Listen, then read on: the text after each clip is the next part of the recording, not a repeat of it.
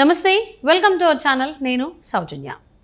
YS Jaganmohan Reddy రాబోయేటువంటి ఎన్నికలకు సంబంధించి ఓటమి భయంతోనేనా ఎమ్మెల్యేలని అలాగే ఎంపీల స్థానాలని మార్పులు చేర్పులు చేస్తున్నారు? At the same time Vizag వెళ్తాను అని చెప్పేసి ఊరిస్తూ ఇంకా తాడేపల్లిలోనే ఉంటున్నారు. అసలు ఏం జరుగుతోంది ఏంటి? నిజంగానే ఓటమి భయంతోనే వైఎస్ జగన్మోహన్ రెడ్డి వెనకడుగులు వేస్తున్నారా? ఈ అంశానికి సంబంధించి మనతో మాట్లాడడానికి ఈరోజు మనతో పాటు ఉన్నారు సీనియర్ జర్నలిస్ట్ జగదేవ్. వారితో మాట్లాడదాం. నమస్తే అండి. అంటే వైఎస్ జగన్మోహన్ రెడ్డికి ముందే తెలిసి ఉండొచ్చు అంటారా వచ్చేటువంటి ఎన్నికల్లో ఓడిపోతాము అని? అంటే ఆయన వేసే ప్రతి అడుగు కూడా వెనక అడుగులే ఉన్నాయి కదా, సో అందుకని అనిపిస్తోంది ఇలాగా అని. అవును అని అంటారా? అసలు ఏమంటారు? అంటే ప్రతిదీ కూడా అలాగే ఉందండి. ఇప్పుడు ఎలా అంటే డే 1 నుంచి కూడా సంక్షేమం మీద దృష్టి పెట్టారు. పోనీ అది పూర్తి స్థాయిలో లబ్ధి చేకూరుతుందా లేదనే విషయం పక్కన పెడితే ప్రతిదీ కూడా ఇప్పుడు ఎలా చెప్పాలి, స్కూల్స్కి ఉన్నాయనుకోండి, స్కూల్ కూడా 3rd క్లాస్ వరకు, 2nd స్టాండర్డ్ వరకు ఒక క్లాసు, 3rd క్లాస్ నుంచి 10th వరకు హై స్కూల్ అని మార్చడం, ఆ బిల్డింగ్స్ అన్నీ కట్టిన తర్వాత ఏమైంది, ఆ ఎలిమెంటరీ స్కూల్లో ఉన్న స్ట్రెంత్ ఏదైతే ఉందో 2nd స్టాండర్డ్ వరకే కాబట్టి బిల్డింగ్ కట్టేశాక ఉన్న 200 మందికి ఓన్లీ 1st to 2nd స్టాండర్డ్కి 50 మందే ఉంటున్నారు, మిగతా అందరూ హై స్కూల్ వైపు వెళ్ళిపోతున్నారు. సో అక్కడ బిల్డింగ్ వేస్ట్ అయినట్టుగా.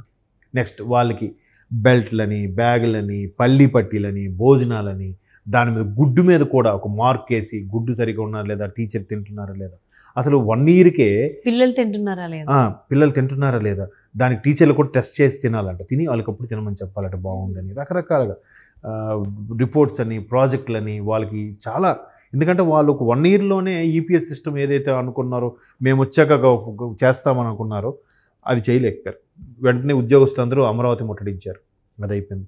పోలవరం చేస్తామన్నారు 2020కి, అది అవ్వలేదు. తర్వాత ఒక్క ప్రాజెక్ట్ లేదండి, ఉన్న ప్రాజెక్టులు కూడా అసలు ఉండనివ్వలేదు. ఎందుకంటే వైజాగ్లో కూడా నేను చాలా చూశాను. నాకు తెలిసిన ఫ్రెండ్స్లో వాళ్ళ మేనల్లు వాళ్ళు చేసినప్పుడు కూడా ముందు బీపీఓ కంపెనీలు లాంటివి వస్తే ఈ గవర్నమెంట్ వచ్చాక ఎందుకు వెళ్ళిపోయాయని తెలియదు. అంటే తెర వెనక పెద్ద రీజనే ఉంది, అవి కూడా వెళ్ళిపోయాయి. అన్నీ ఎక్కడ చూసినా ఉన్న కంపెనీలు. ఇప్పుడు అమర్ రాజా బ్యాటరీస్, దానికి కూడా సెగ తగిలింది. కియా మోటార్స్, దానికి సెగ తగిలింది. ఇప్పుడు మీరు తేలేదు, తెచ్చినవి కూడా ఉంచకుండా, అంటే వేరే ప్రభుత్వాలు మేము తెచ్చామని అనకూడదంట, చంద్రబాబు గారు తెచ్చిందని అనకూడదంట, ఆ మాట వాళ్ళ చెవిలో పడకూడదట అన్నట్టుగా కూడా కొంతమంది నాకు చెప్పారు. అంటే నేననేది కాదు. సో అలాగని ఆ ప్రాజెక్ట్ కూడా చేశారు, అయిపోయింది. ఇప్పుడు రోడ్లు పోనేసారా? లేదు. ఏది తీసుకున్నా ఇదేనండి. దీనివల్ల బాగా వ్యతిరేకత వచ్చింది. ఏదైతే పొలిటికల్ స్ట్రాటజీగా ప్రశాంత్ కిషోర్ గారు పెట్టుకున్నారో అదే ప్రశాంత్ కిషోర్ గారు ఒక సందర్భంలో సంక్షేమ పథకాలు ఇచ్చుకుంటూ పోతే రెవెన్యూ ఎక్కడి నుంచి తీసుకొస్తాం, ఒకవైపు అభివృద్ధి మీద కాన్సన్ట్రేట్ చేసి రెవెన్యూ జనరేట్ చేస్తేనే సంక్షేమ పథకాలు ఇవ్వడానికి అవకాశం ఉంటుందని చెప్తూ దానికి ఎగ్జాంపుల్గా ఆంధ్రప్రదేశ్ అని కూడా చెప్పారండి ప్రశాంత్ కిషోర్ గారు.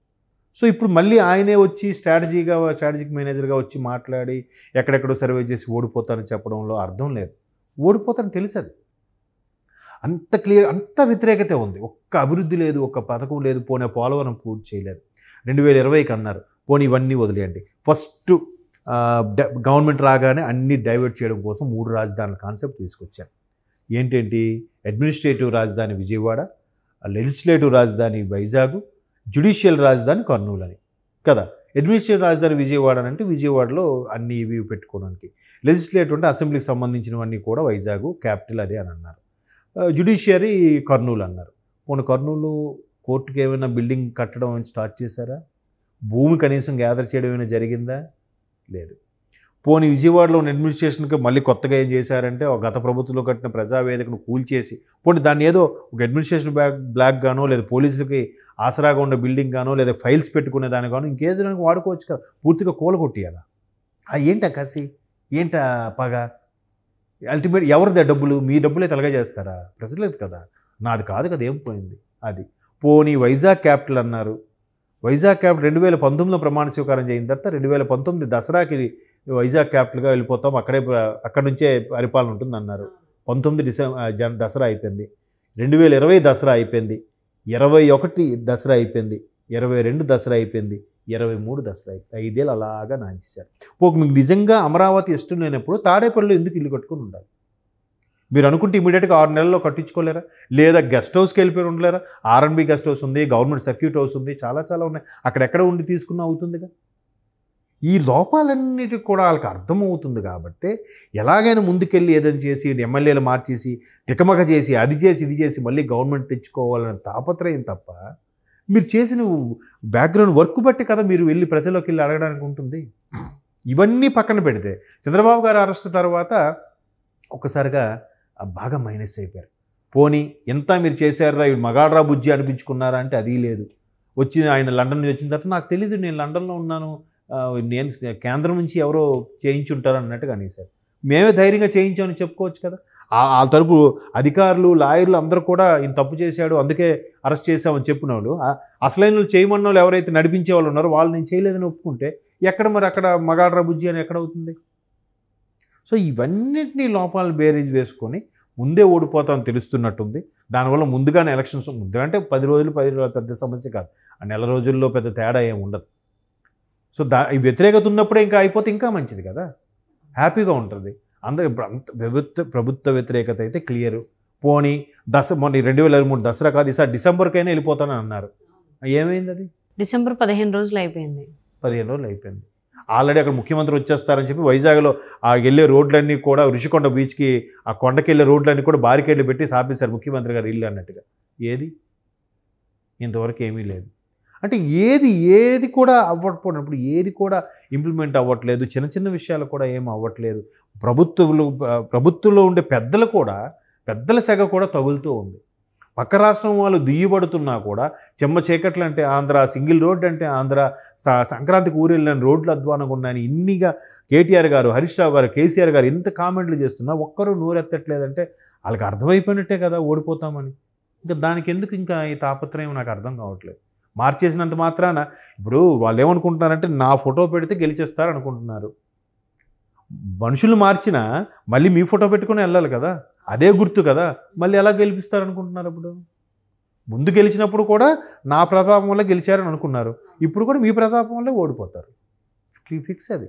అందుకే చాలామంది ముందుకు రావట్లేదు, నాకు ఈ సీటు కావాలి, ఎక్కడ పోటీ చేస్తే ఎక్కడ గెలుస్తారు, ఎవరికి వారు సైలెంట్గా సైడ్ అయిపోతున్నారు. ఎందుకని? అది ఇంకా అర్థం చేసుకోకపోతే మనం ఏం చేయాలి? ఇంకా వాళ్ళ విజ్ఞతకే వదిలేయాలి. అంటే ఇప్పుడు ఏదైతే జగన్మోహన్ రెడ్డి గారు చేస్తున్నారో, అంటే గెలవడం కోసం 1,00,000 ప్రయత్నాలు చేస్తున్నారు కదా, ఎంపీలను మార్చేసేయడం, ఒక్క చోటు ఉన్న వాళ్ళని వేరే చోటుకి పెట్టడం, అక్కడ వాళ్ళని ఇక్కడ తీసుకురావడం, ఈ స్ట్రాటజీ సక్సెస్ అవ్వచ్చా? ఎందుకంటే ఇంతకుముందు జరిగినటువంటి ఎన్నికల్లో 2019 ఎన్నికల్లో జగన్మోహన్ రెడ్డి ఎవరికి తెలియని మొహాలను తీసుకొచ్చి అంటే ఆయనకు అనుకూలంగా మాట్లాడడం వాళ్ళను, ఆయనకు అనుకూలంగా పనులు చేసి పెట్టిన వాళ్ళను తీసుకొచ్చి పెడితే సీట్లు ఇస్తే వాళ్ళు గెలవడం జరిగింది. సో ఇప్పుడు అదే స్ట్రాటజీ సక్సెస్ అవ్వచ్చా? అది జరగదండి. ఇప్పుడు అలా గెలవడం వల్ల ఆయన ఏమనుకున్నారంటే నా ఫోటో వల్ల గెలిచారు అన్నట్టుగా అనుకుంటున్నారు. అంటే ఇప్పుడు అదే దానిదే ఫీలింగ్ లో అదే ఫోటోతో ఉన్నప్పుడు గెలుస్తారు కదా, ఎందుకు అభ్యర్థులు మార్చడం? అంటే కొత్త మొహాలు తీసుకొద్దాం. ఎన్ని కొత్త మొహాలు తీసుకొస్తారండి? ఇప్పుడు మొన్న ఇక్కడ తెలంగాణలో కామారెడ్డి ఇన్సిడెంట్ ఉంది. కామారెడ్డి ఇన్సిడెంట్లో ఏం జరిగింది? కొత్త ముఖం ఏం కాదు. ఆయన వెంకటరమణారెడ్డి గారు గెలిచారు, కేసీఆర్ గారి మీద, రేవంత్ రెడ్డి గారి మీద గెలిచారంటే ఆయన బ్యాక్గ్రౌండ్ చాలా కష్టపడ్డాడు. ఆయన లోకల్గా స్థానికంగా ఉండే ప్రజలకి చాలా సేవ చేశాడు, కరోనా టైంలో ఆదుకున్నాడు, ఇన్ని చేయగలిగాడు కాబట్టి. అంటే ఇక్కడ జగన్మోహన్ రెడ్డి గారు కదా జగదేవ్ గారు, సో 2019 ఎన్నికల్లో ఈయన మోహన్ చూసి వచ్చారు, కానీ ఎమ్మెల్యేలు ఎవరో కూడా తెలిసిన వాళ్ళు కాదు, అందరూ తెలియని వాళ్ళే. ఈయనకి ఫిజియోథెరపీ చేసిన వాళ్ళు, లేకపోతే ఈయనకి పనులు సాయం అది ఎంత పర్సెంటేజ్ అండి? అది ఎంత పర్సెంటేజ్ ఉందండి చెప్పండి? కొత్తగా వచ్చిన చాలా తక్కువ పర్సంటేజ్. అది ఆ పావులు అన్ని దగ్గర ఆ పాచికలు అన్ని దగ్గరలో ఇది అవుతాయని అనుకోవడం భ్రమ. ఇప్పుడున్న వ్యతిరేకతగా కొత్త వాళ్ళు అసలు గట్టిన అవ్వలేరు. ఒకటి ఇలా అనుకుంటే, ఇంకొకటి అంటే ఓడిపోతానంటే భయంతో అసలు ఏం చేస్తున్నావో తెలియక ఏదో ఒకటి చేయాలే, చేసామనిపించుకోవాలి అనేటువంటిది కూడా అదే అయ్యొచ్చు. ఒక రాజరిక పరిపాలన ఎలా ఉంటుంది? రాజు పరిపాలన, రాజుకు నచ్చిందే అల్టిమేట్ కదా, రాజుకు ఏది తోచితే అదే ఫైనల్ కదా, అట్లాగే ఉంది. అందుకే చాలామంది కూడా సైలెంట్గా తప్పుకుంటున్నారు, కొంతమంది రాజీనామా చేసి సైడ్ అయిపోతున్నారు, ఇంకొంతమంది కలవడానికి కూడా ఇష్టం లేదు. ఎందుకు కలిస్తే మళ్ళీ టికెట్ అంటారు, మనం ఎలాగా గెలవంలో ఎందుకు డబ్బులు వేస్ట్ అనే తలంపులో ఉన్నారు. తేటతెల్లం అయిపోయింది అక్కడ. Thank you so much for spending your valuable time with us, Jagadev గారు. Thank you.